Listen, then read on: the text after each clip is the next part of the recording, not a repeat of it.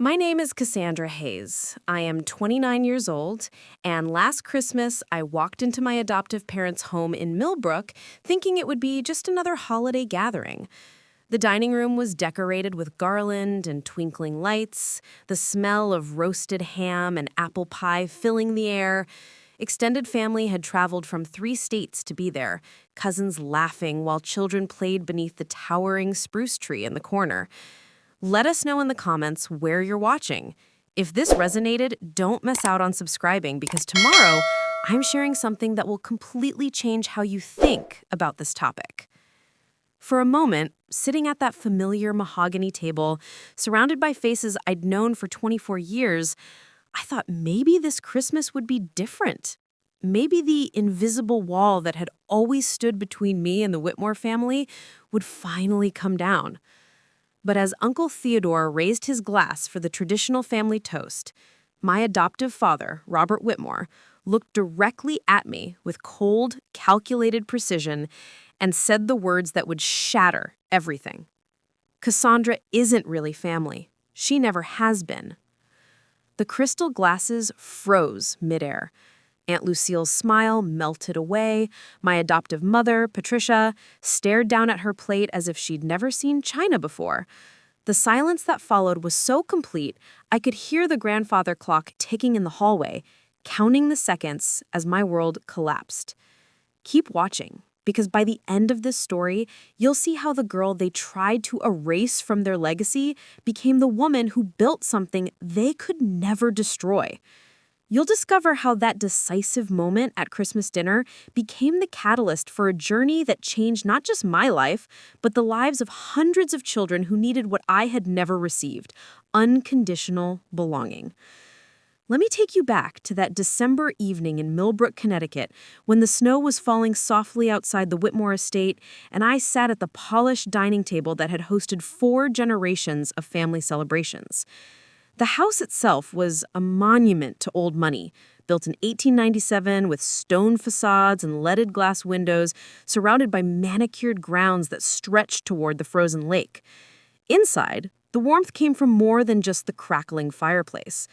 Relatives filled every seat around the extended table, their conversations weaving together stories of shared memories, inside jokes, and family traditions that stretched back decades. The Whitmores prided themselves on their lineage, their charitable work, their standing in Millbrook society. I had been part of this scene for 24 years, ever since they adopted me at age 5 from the Riverside Children's Home. Patricia had chosen me, she often told people, because I was well-behaved and intelligent. Robert had agreed because, as he put it, they needed an heir to carry on the family foundation work, and their biological attempts had failed. Growing up in this house, I learned to navigate the subtle hierarchies that governed Whitmore life. There was the blood relatives, Uncle Theodore and his wife Genevieve, Aunt Lucille with her twin boys Camden and Preston, cousin Beatrice with her perfect husband and equally perfect children. They moved through family gatherings with the confidence of people who belonged without question. Then there was me, always introduced as our adopted daughter, always reminded that my place at the table was earned through gratitude, not birthright. I learned early to be exceptionally well-behaved, to excel academically, to never cause problems or ask for too much. The message was clear. My membership in this family was conditional. On this particular Christmas evening, I had driven up from Hartford, where I worked as a social worker for the Department of Children and Families.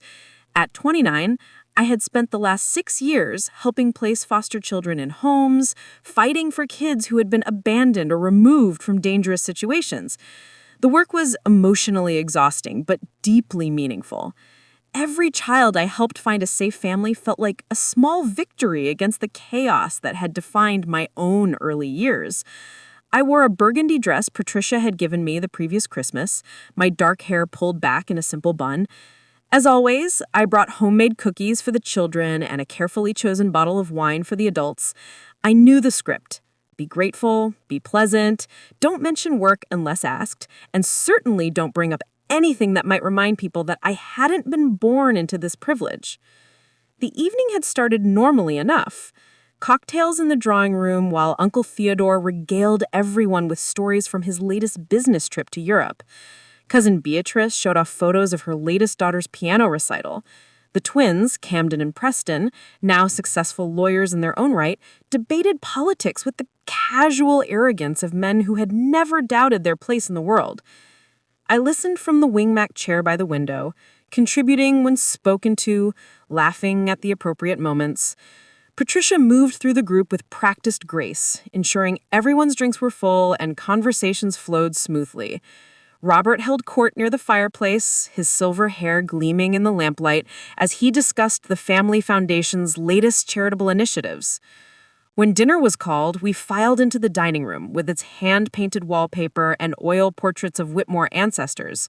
The table was set with the good china, spode patterns that had been passed down through generations, each piece a link in the chain of family continuity. Fresh flowers from Patricia's greenhouse created centerpieces between the silver candlesticks. I took my usual seat between Aunt Lucille and Cousin Camden, close enough to be included, but far enough from the head of the table to know my place in the hierarchy.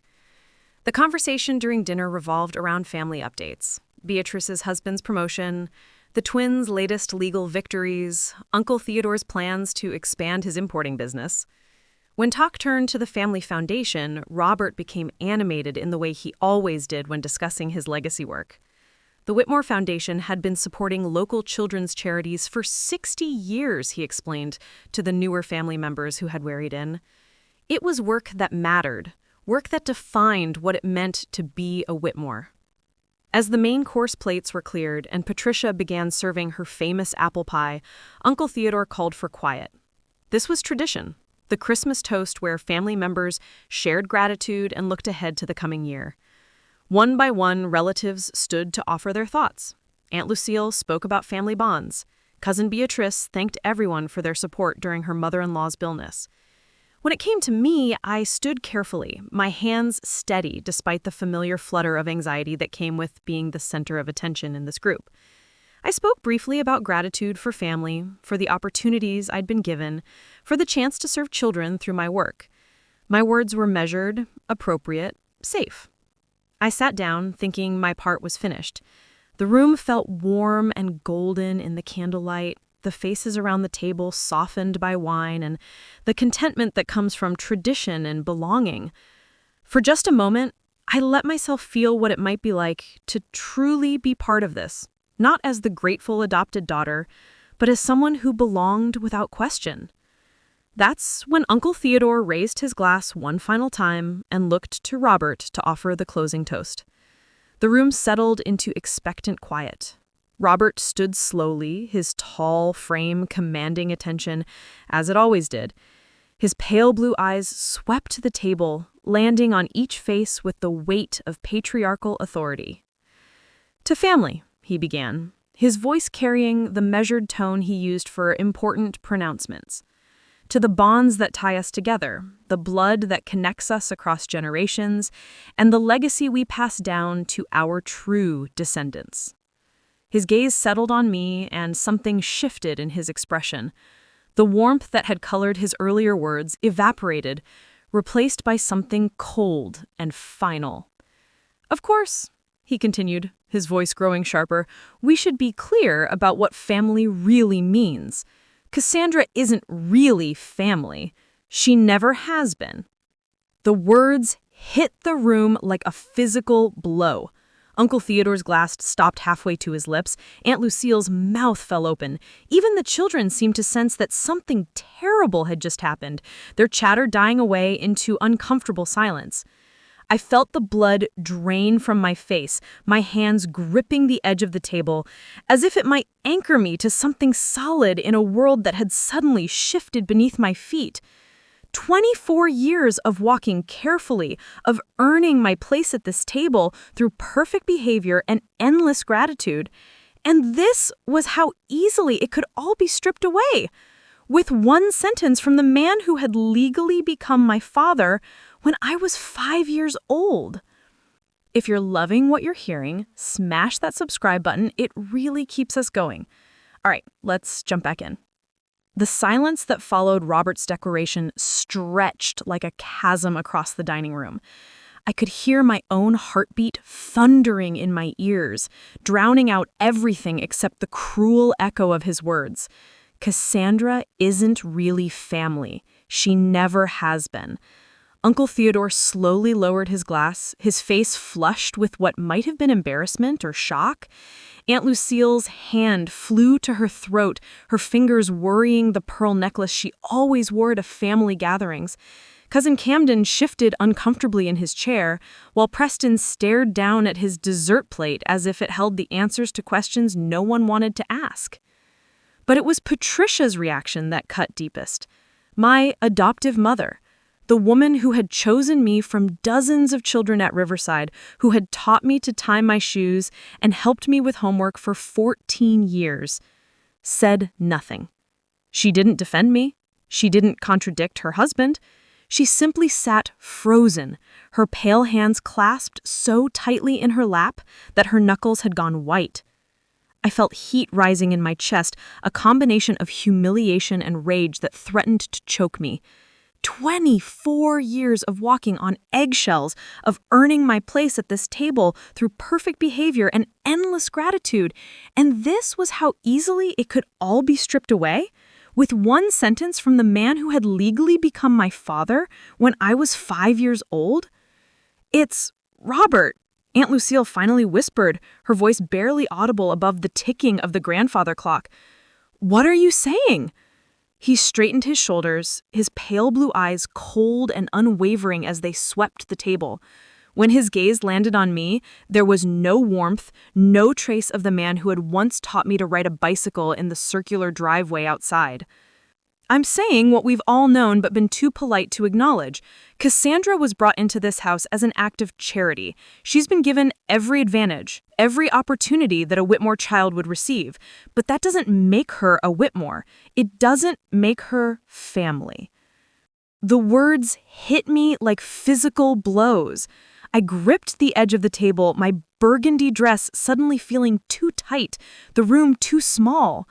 Around the table, I could see the carefully controlled expressions of relatives who had watched me grow up, but were now witnessing my systematic destruction. Cousin Beatrice cleared her throat delicately. "Perhaps we should—" "No," Robert cut her off with a sharp gesture. "It's time for honesty. Cassandra needs to understand her place. She's always been welcome here, but she's never been one of us. The foundation, the estate, the family legacy, these things belong to blood relatives. They always have." I found my voice then, though it came out smaller than I wanted. "Robert, I don't understand. After 24 years, how can you—" "That's exactly the problem," he interrupted, leaning forward slightly. 24 years of allowing you to believe you belonged here equally. 24 years of pretending that adoption creates the same bonds as birth. It was a kindness that perhaps went too far." Patricia finally spoke, her voice barely above a whisper. "Robert, please, it's Christmas." He turned to his wife with an expression that was both gentle and implacable. "Patricia, my dear, your maternal instincts do you credit, but this conversation is overdue. Cassandra is nearly 30 years old. She needs to understand reality." The room seemed to tilt around me. I looked at the faces surrounding the table. People who had been at my high school graduation, my college commencement, my birthday parties. Uncle Theodore wouldn't meet my eyes. Cousin Camden was studying his wine glass with unusual intensity. Even the children had gone silent, sensing the adult tension but unable to understand its source. "What changed?" I asked, my voice growing stronger despite the tremor I could feel building in my chest. "What changed tonight? Yesterday, I was your daughter. What happened between yesterday and today?" Robert's expression didn't soften. If anything, it hardened further. "Nothing changed, Cassandra. This has always been the truth. Perhaps it's taken me this long to find the courage to say it clearly." "The foundation discussions at dinner," Patricia said suddenly, her voice thin and strained. "Robert, is this about the foundation?" A flash of something crossed his face, annoyance perhaps that she had identified the catalyst. The Whitmore Foundation, the charitable organization that had been the crown jewel of family legacy for 3 generations. The same foundation that would need new leadership as Robert aged, new blood to carry it forward. The foundation is a family trust, he said carefully. It requires family leadership, legitimate family leadership. The pieces clicked into place with devastating clarity. I worked with children in foster care. I understood family law, inheritance law, the complicated web of legal relationships that defined who could inherit what. The foundation wasn't just a charity. It was worth millions of dollars, controlled vast resources, wielded significant influence in Connecticut's charitable sector.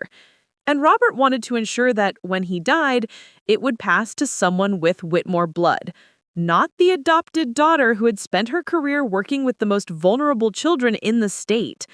"You're cutting me out of the will," I said, the words falling into the silence like stones into still water.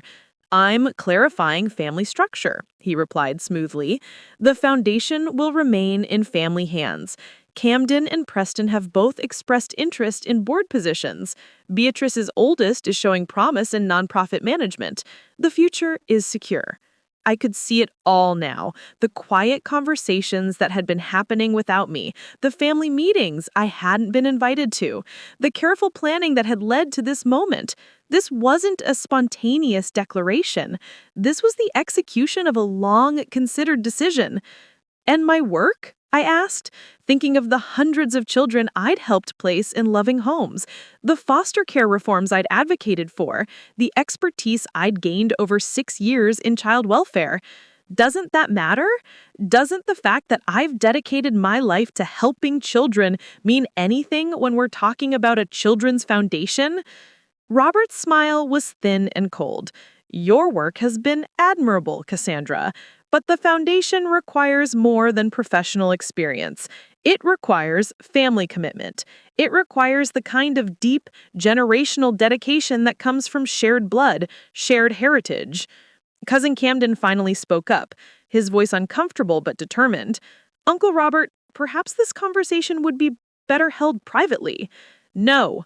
The word came out of me with more force than I intended.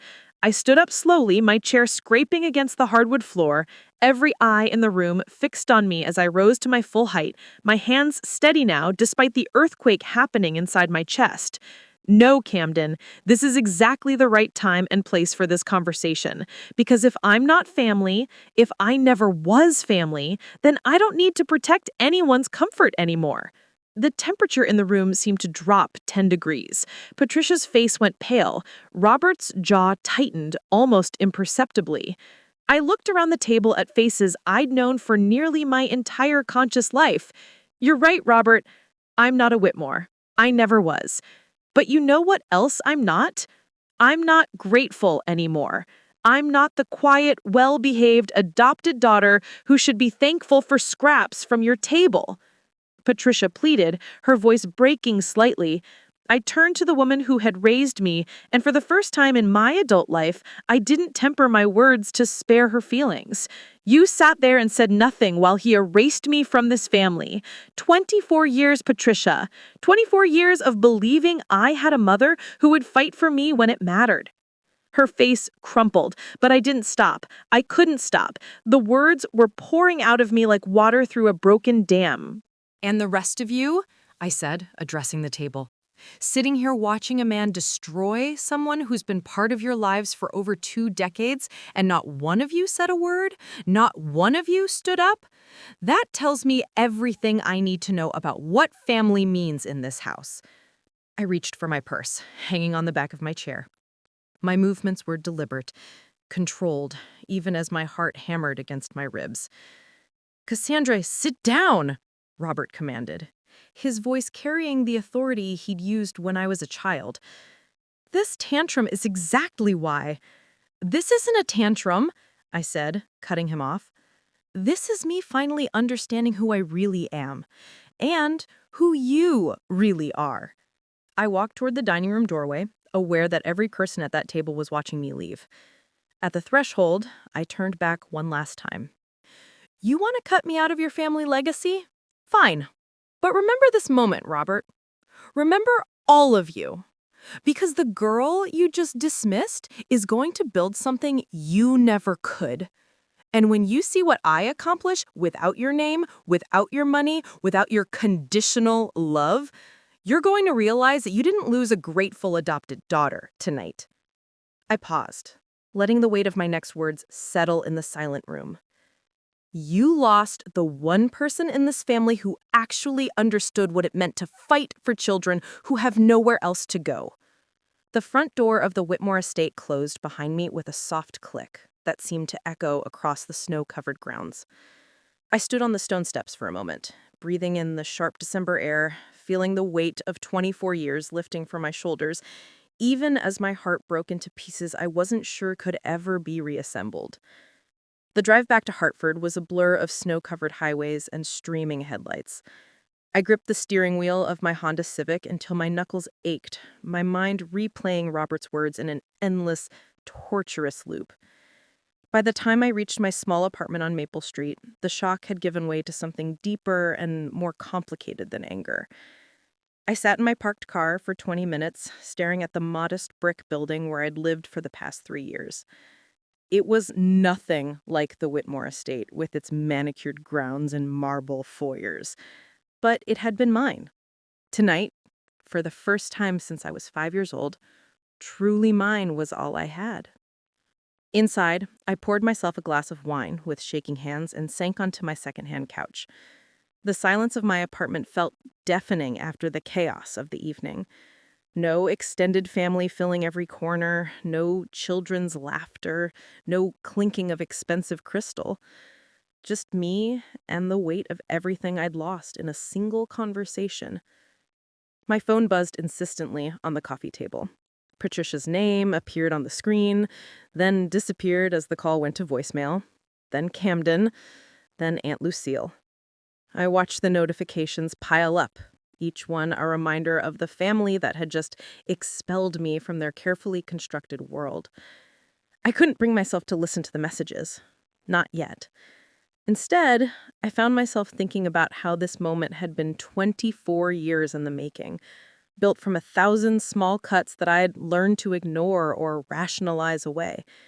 The signs had always been there, subtle but persistent. When I was 7, Patricia had hired a genealogist to trace the Whitmore family tree for a reunion. The massive poster board displayed in their library showed 5 generations of Whitmores, their photographs arranged in careful branches that spoke of heritage and continuity. My school photo was tucked into a corner, attached with a pushpin rather than glued down like the others, as if my presence was temporary, easily removed. In high school, when college applications began consuming my classmates' conversations, Robert sat me down for what he called a realistic discussion about expectations. He explained that while the family would support my education, I should consider state schools, practical majors, careers that would allow me to give back to society rather than pursuing anything too ambitious. When I mentioned my dream of studying international relations at Georgetown, he smiled indulgently and suggested social work instead. You have a natural empathy for the less fortunate. Given your background, it makes sense that you'd want to help children in similar situations. At 17, I thought he was recognizing my strengths. Now, I understood he was steering me toward a role he considered appropriate for someone of my origins, helpful but not too successful, grateful but not too ambitious. The pattern continued through college. When my classmates spent summers interning at their parents' companies or traveling abroad, I worked at the local YMCA camp because it was character building. When I graduated summa cum laude with my social work degree, Robert's congratulations speech at my party focused more on how proud they were of my gratitude and work ethic than my academic achievements. Even my career path had been subtly influenced by their expectations. The Department of Children and Families job that I thought was my own choice now seemed like a carefully orchestrated outcome. Of course, the adopted daughter would work with foster children. Of course, I would dedicate my life to helping the less fortunate. It was a narrative that allowed the Whitmores to feel good about their charitable nature while keeping me in a role that posed no threat to their family hierarchy. The most painful realization was how completely I'd internalized their view of my place in the world. I'd spent years being grateful for scraps of affection, working twice as hard to prove I deserved my seat at their table. Every achievement had been filtered through their approval. Every decision weighed against their expectations. I'd become an expert at reading their moods, anticipating their needs, making myself small enough to fit into the space they'd designated for me. My phone buzzed again. This time, it was a text from Camden. "Cassie, please call me back. Dad was out of line tonight. We need to talk." I stared at the message, noting how quickly he'd moved to damage control. Not Dad was wrong, but Dad was out of line.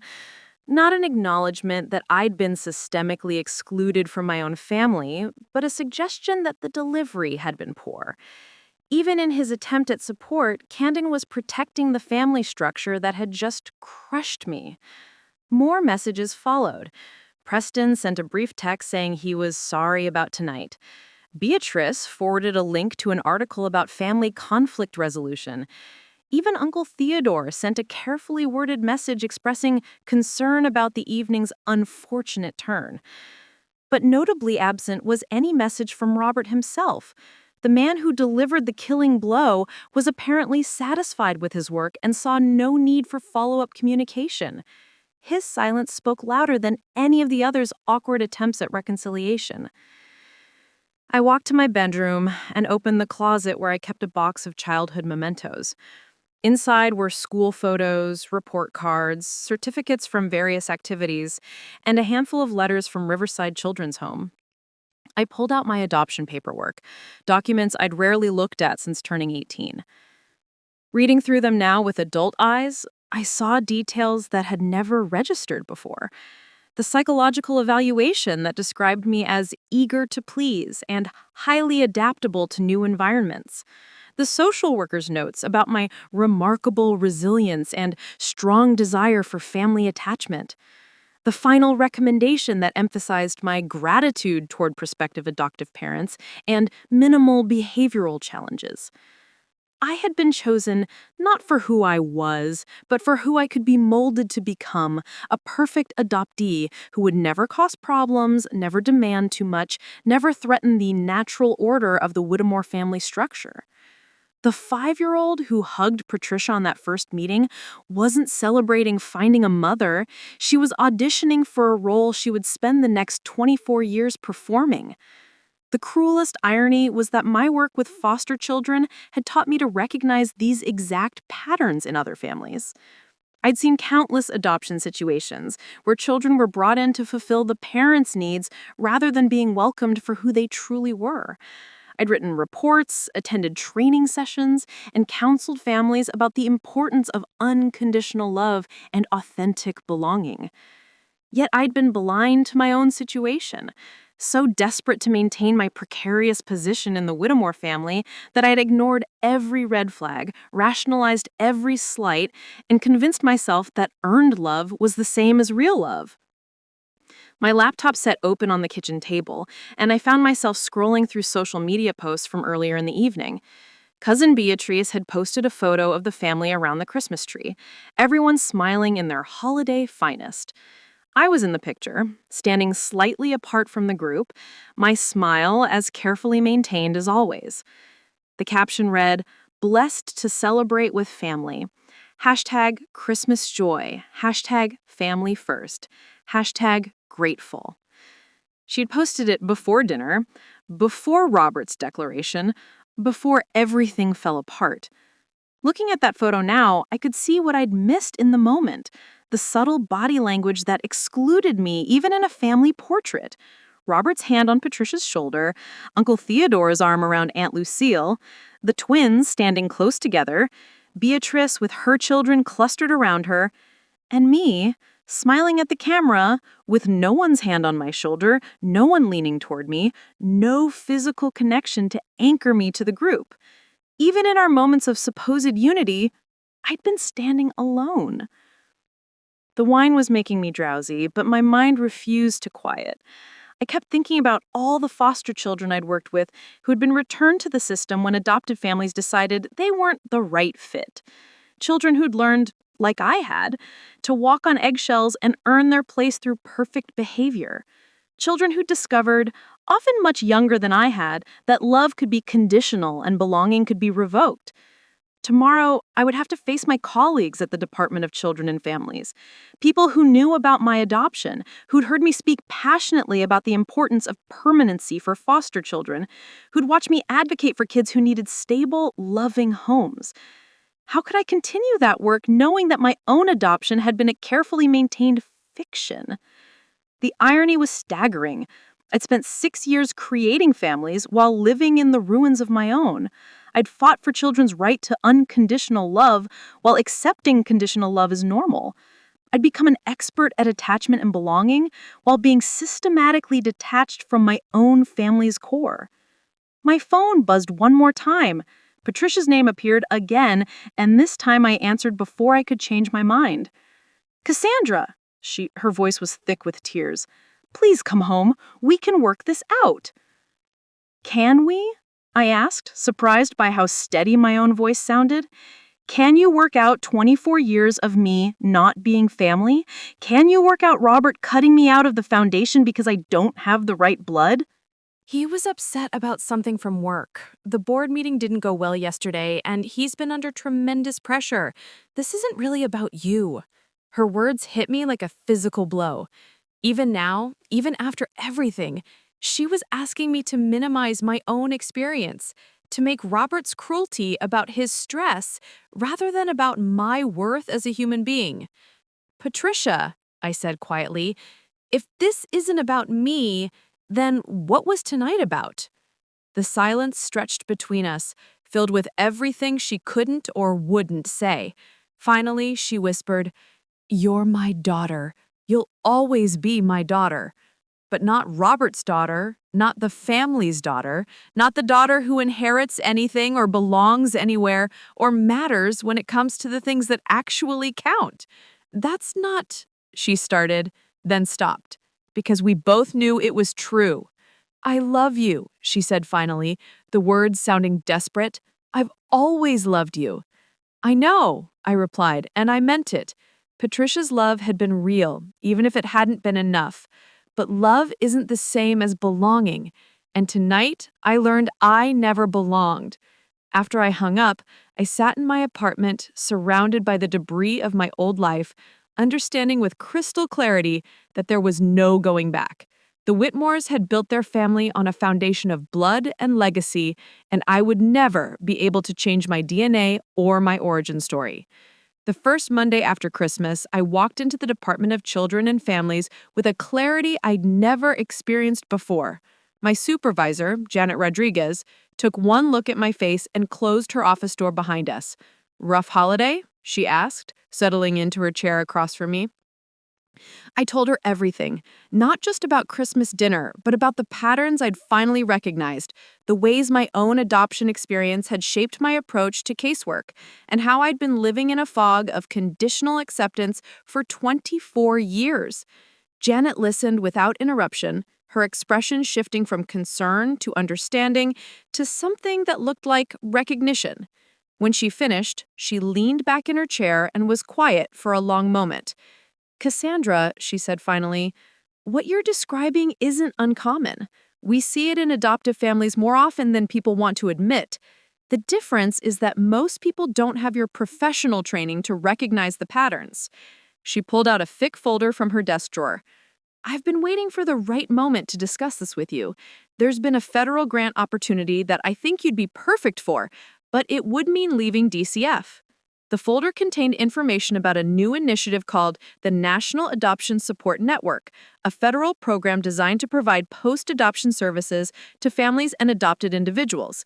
They were looking for someone to develop and lead Connecticut's branch, focusing on support groups, advocacy, and policy reform. The position would involve creating something from scratch, building relationships with adoption agencies, training social workers, developing programs for adoptees who are struggling with identity and belonging issues. It's a 3-year federal contract with possibility for renewal. I stared at the documents, my hands trembling slightly. Why me?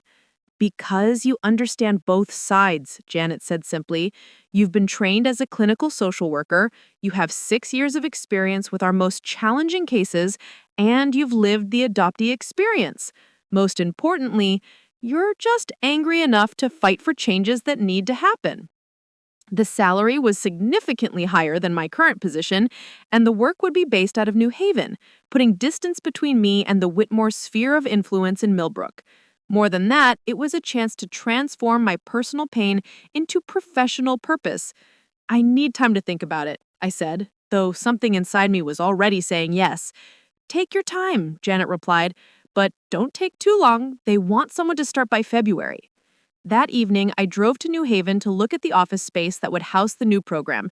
It was a converted Victorian house near Yale University with high ceilings and large windows that filled the rooms with natural light. Standing in the empty main office, I could envision support groups meeting in the front parlor, training sessions in the larger back room, and my own office in the converted library upstairs.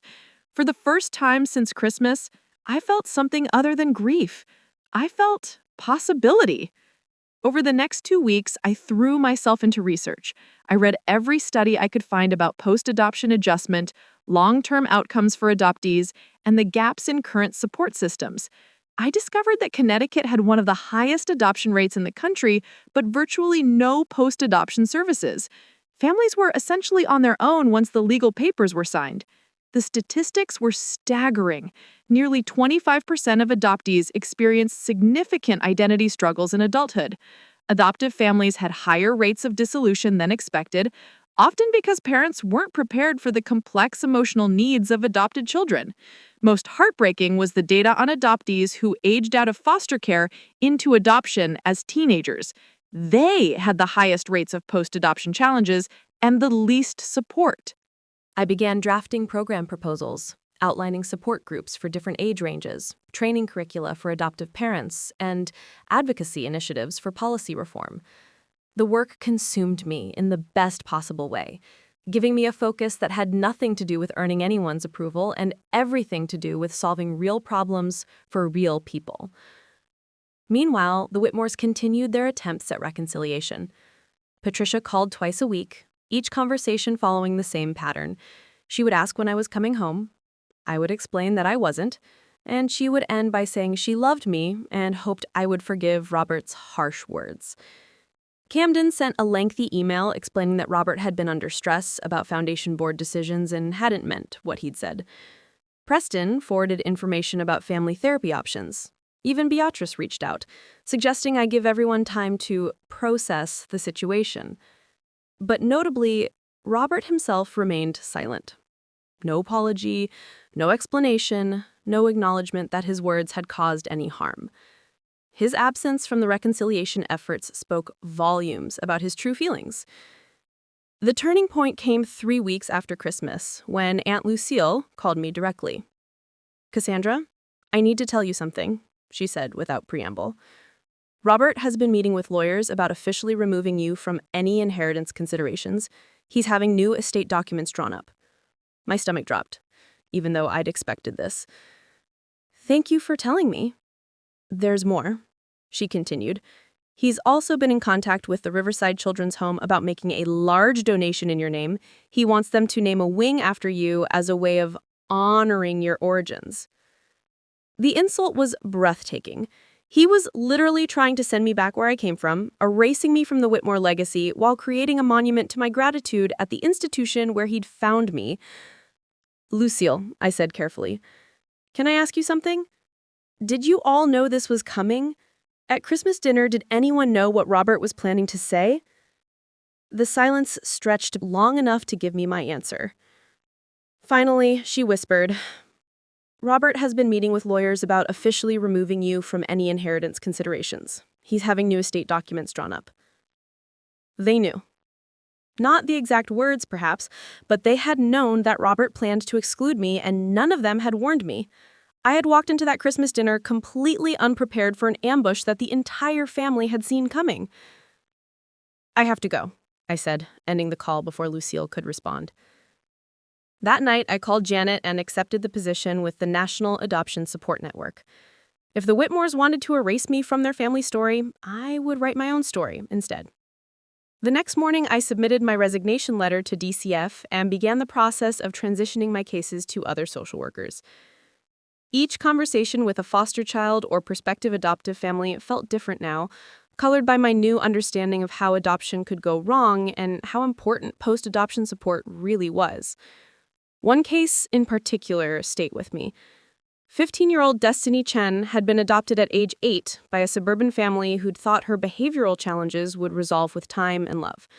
7 years later, they were considering disrupting the adoption because Destiny's acting out had escalated to the point where they felt unable to cope.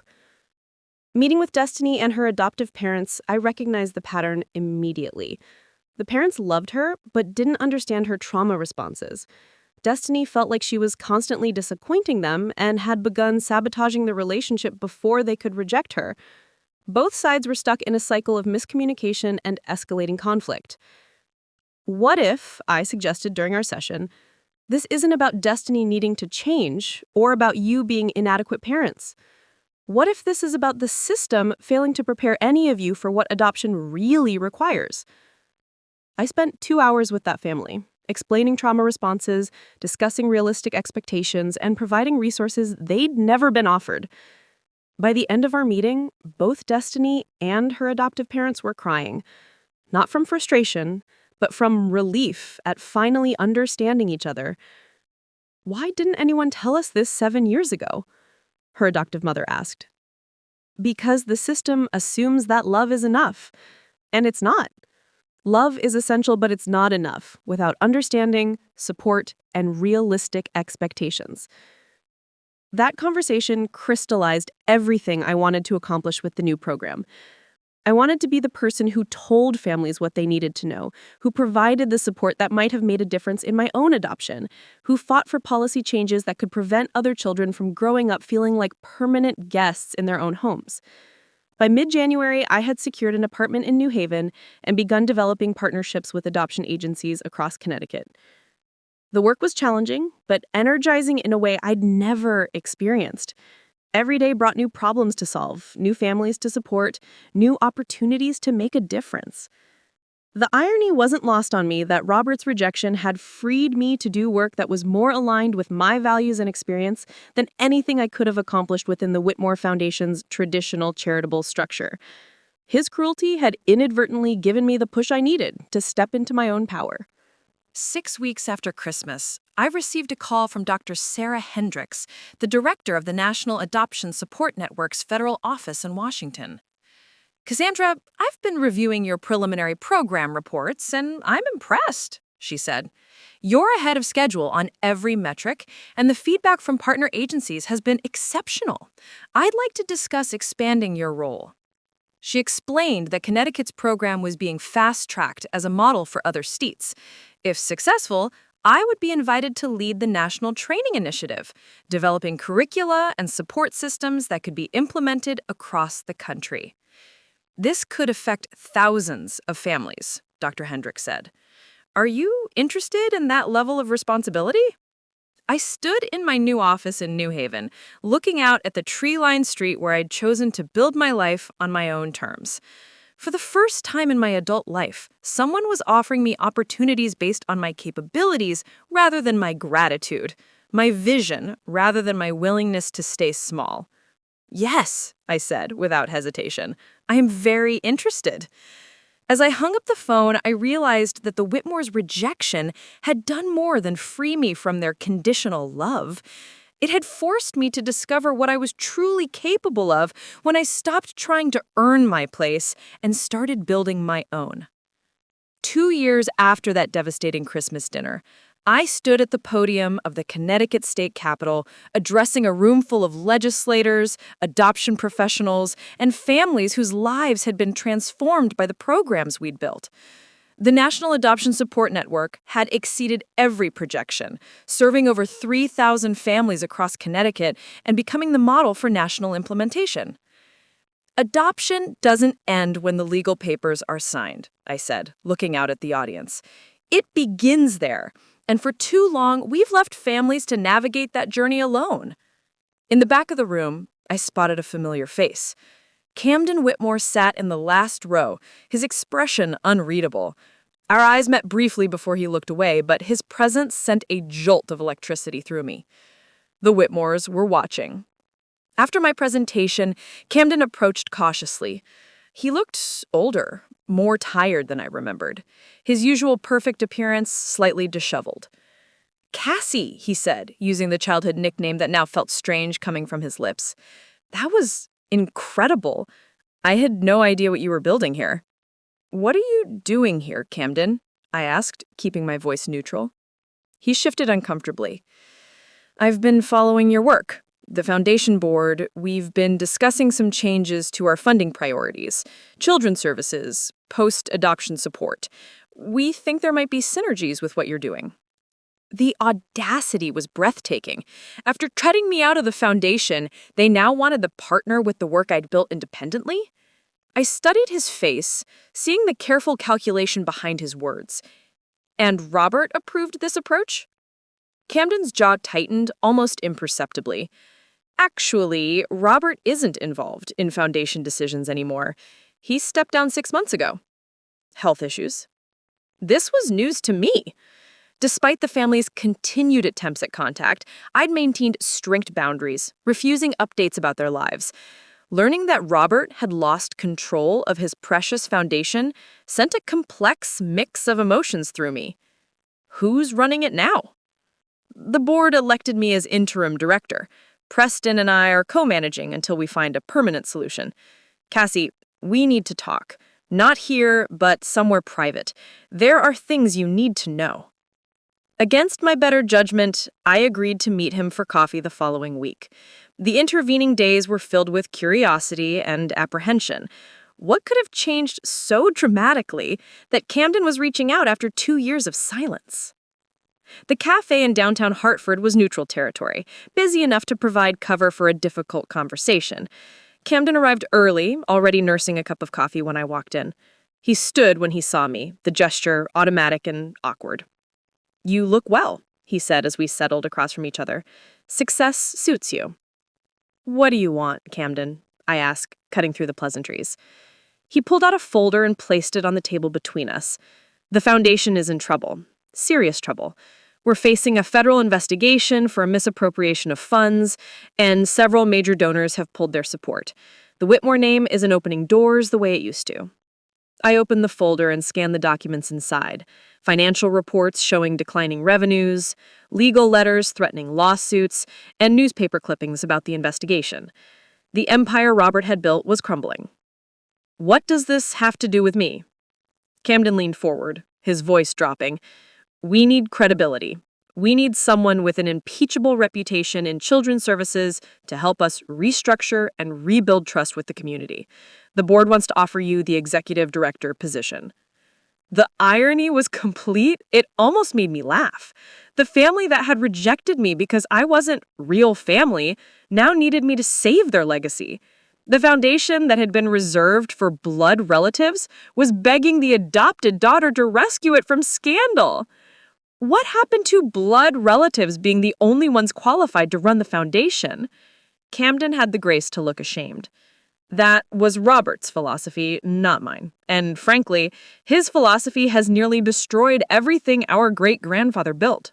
Cassie, I know we hurt you. I know what happened at Christmas was unforgivable. But this is bigger than family politics. There are hundreds of children who depend on foundation programs. If we collapse, they lose essential services. It was a skillful appeal, targeting the part of me that had always put children's needs first.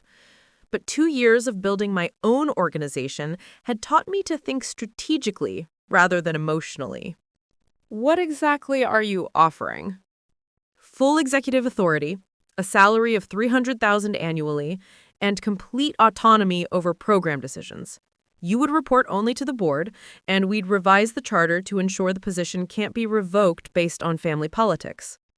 The salary alone was more than double what I earned through the federal contract.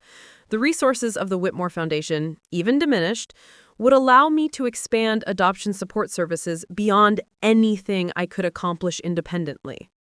I need time to consider this, I said, closing the folder.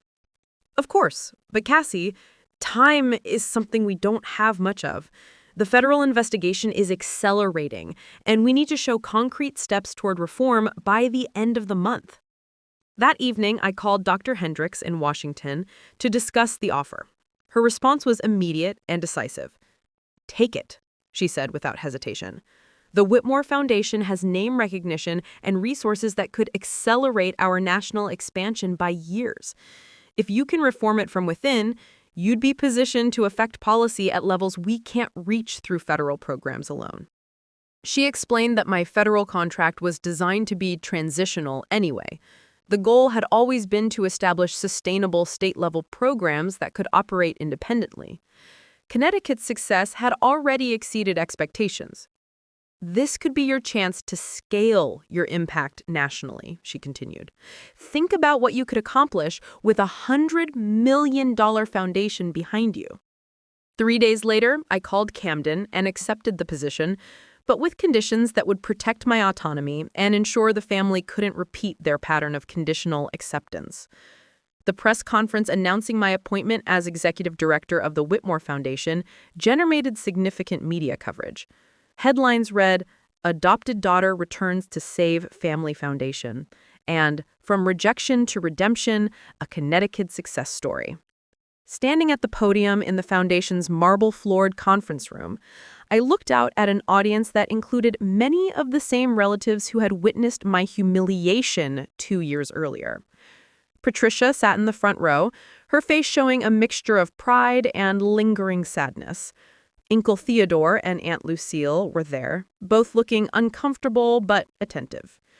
Robert was notably absent, his empty chair a stark reminder of how completely the power dynamics had shifted. The Whitmore Foundation will undergo comprehensive restructuring to ensure accountability, transparency, and evidence-based programming. Our mission remains supporting Connecticut's most vulnerable children, but our methods will be guided by data, best practices, and the voices of the families we serve. During the question and answer session, a reporter asked directly about my history with the foundation. "Ms. Hayes, 2 years ago you were excluded from the foundation's leadership. How does it feel to now be running the organization?" I paused, choosing my words carefully. 2 years ago, I learned that being family isn't about shared DNA or legal documents. It's about shared values, mutual respect, and commitment to something larger than yourself. Today, I'm here because my values align with what this foundation can become, not because of any family obligation. The message was clear to everyone in the room, especially the Whitmores. I hadn't returned as the grateful adopted daughter seeking reconciliation. I'd returned as a professional who would transform their organization on my terms. Over the following months, I implemented sweeping changes. Programs that had operated based on tradition were evaluated for effectiveness and either reformed or eliminated. Staff members who couldn't adapt to data-driven decision-making were replaced. Most importantly, adoptees and birth families were brought into leadership roles, ensuring that the Foundation's programs were designed by people who understood the complexities of adoption firsthand. The federal investigation concluded with the Foundation paying significant fines but avoiding criminal charges. Our new transparency measures and demonstrated commitment to reform satisfied regulators and began rebuilding trust with donors. 6 months into my tenure, Patricia requested a private meeting. We met at the same Hartford cafe where Camden had first approached me, the setting deliberately chosen to emphasize how much had changed. "I wanted to thank you," she said, her hands wrapped around her coffee cup, "for saving the foundation, for being bigger than our mistakes." "I didn't do it for the family," I replied honestly. I did it because the foundation can serve children in ways my federal program couldn't. Patricia nodded, tears gathering in her eyes. I know, and that's what makes it even more meaningful. You chose to help despite how we treated you. She reached into her purse and pulled out a small wrapped package. This was my grandmother's. I always intended to give it to you, but the timing never seemed right. Inside was a simple gold locket, worn smooth by generations of handling. I opened it to find a photo of a young woman who bore a striking resemblance to Patricia. My grandmother believed that family was about love, not blood. She would have been proud of who you've become, and I'm proud of who you've become. For the first time in 2 years, I felt something soften between us. Not a return to the old dynamic, but something new. Respect earned through mutual recognition of strength and principle. Thank you, I said, fastening the locket around my neck. This means more than you know. A year later, the Whitmore Foundation was featured on the cover of Philanthropy Today as the turnaround story of the decade. Our adoption support programs had been implemented in 12 states, serving over 50,000 families. The foundation had not only recovered financially, but had become a national leader in evidence-based charitable work. The article included a photo of me in my office, surrounded by thank you letters from families whose lives had been changed by our programs. In the background, barely visible, was a framed photo from my college graduation, one of the few Whitmore family pictures I'd kept. But what struck me most wasn't the external recognition or financial success. It was the realization that I'd finally found what I'd been searching for my entire life, a place where I belonged, not because someone had chosen me, but because I had chosen myself. The girl who had been told she wasn't family had learned to build families for others. The daughter who had been erased from one legacy had created her own, and the woman who had been rejected for not sharing the right blood had proven that shared purpose was far more powerful than shared DNA. Robert eventually recovered enough to attend foundation events, though he never spoke to me directly. His presence was a reminder of how far we'd all traveled from that devastating Christmas dinner, but also proof that some wounds, while they might heal, leave permanent scars. The last time I saw him, he was sitting alone at a foundation gala, watching me accept an award for excellence in child welfare advocacy. Our eyes met across the crowded ballroom, and for a moment, I saw something that might have been regret in his expression. But I no longer needed his recognition or his remorse. I had found something better than the conditional love I'd once desperately sought. I had found my own voice, my own purpose, and my own unshakable sense of worth. The adoption that had begun with a 5-year-old girl's desperate need to belong had evolved into a woman's powerful choice to create belonging for others. And that transformation was worth every moment of the pain it had taken to achieve it. Next up, 2 more stories chosen just for you. If you enjoyed this, you'll want to see what's coming. Tap to keep going.